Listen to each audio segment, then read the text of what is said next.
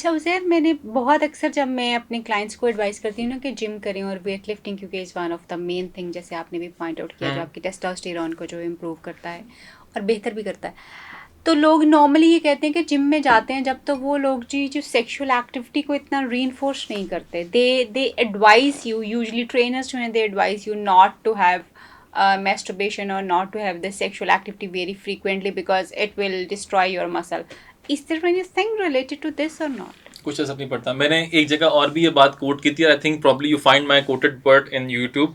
बहुत इंपॉर्टेंट है, गौर से सुनिएगा. किसी बंदे ने मुझसे पूछा था और वो मेल थे, उन्होंने कहा था कि the role of masturbation in male life. तो मैं कहा नथिंग विल हैपन, कुछ नहीं होता इससे. मैं अभी भी उसी स्टैंड पे खड़ा हूँ बिकॉज आई डोंट वांट मैं अपना बयान चेंज करूँ. So it will not impact. ठीक है, हमें ये पता है कि एतदाल बहुत ज़रूरी है हमारी लाइफ में. The balance is very much required. Excess of everything is bad. हम बचपन से कोटेशन सुनते आ रहे हैं, कई जगह हमने कोट भी की है, लिखी भी होगी, जिंदगी में अपनाई भी होगी. Too much money is not good for you. ठीक है ना, बहुत कम. हाँ, तो जितनी आपकी चीज़ों की एक्सेसिबिलिटी बढ़ जाती है, डेफिनेटली फिर उस चीज़ की अहमियत भी ख़त्म हो जाती है और उस चीज़ का आपको इस्तेमाल भी ख़त्म हो जाता है. सो वो जो बात हम करते हैं स्पेशली मेल के, बिकॉज मेरे पास केसेस बहुत आते हैं कि अगर आपने लड़कपन में, टीन एज में, if you been through a lot of masturbation activities and then you suddenly realise कि यार मेरी शायद मैरिटल लाइफ इसलिए डिस्टर्ब हो रही है बिकॉज मैं इस एक्टिविटी का बहुत ज़्यादा शिकार रहा हूँ.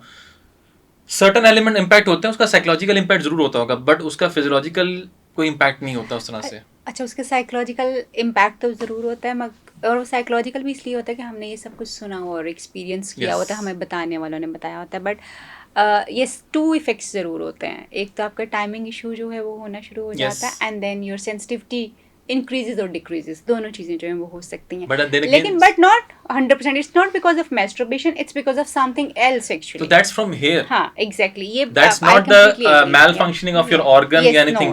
No. That is from the brain. अगर आपका दिमाग उस तरह ट्रेन हो चुका होता है कि आपको लगता है कि नहीं ये मैं यहीं से गलत. तो मेरा ये कहना मकसद है कि अगर आप, क्योंकि it's not something dangerous for your body, for your health, but of course I again say don't do it too much. उसकी रीजन ये है, देखें, पहली बात ये कि इट्स जस्ट एक ग्लिम्स ऑफ सिचुएशन होता है बेसिकली.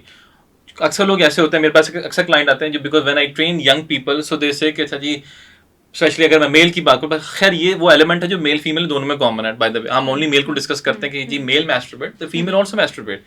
बट पॉइंट ये, जब आप मेल में करते हैं तो मेल आगे कहता है जी कि मुझे तो ये प्रॉब्लम हो रही है बिकॉज आज मेरा वर्कर को दिल नहीं कर रहा, बिकॉज मैं तो ना आज मैंने एक्टिविटी कर ली है. ये बड़ी कॉमन चीज होती है कि कमजोरी हो गई, अब तो हम वो कर ही नहीं सकते. अब मुझसे वर्कआउट नहीं होगा. मैं क्यों नहीं वर्कआउट होगा? So this is our brain training. Okay, very nice.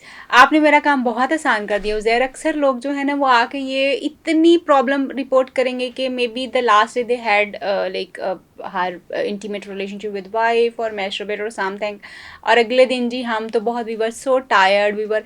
आप सुन लें, इस वक्त एक ट्रेनर हमारे साथ बैठे हुए हैं. It has no impact on your body, बल्कि सेक्शुअल एक्टिविटी जो होती है वो आपकी बॉडी को ज़्यादा बेहतर करती है, ना कि आपको कमज़ोर कर देती है और ऐसा कुछ कर देती है. ये यहाँ पे आपके दिमाग में. So thank you so much Uzair, you made my task easier. Thank you.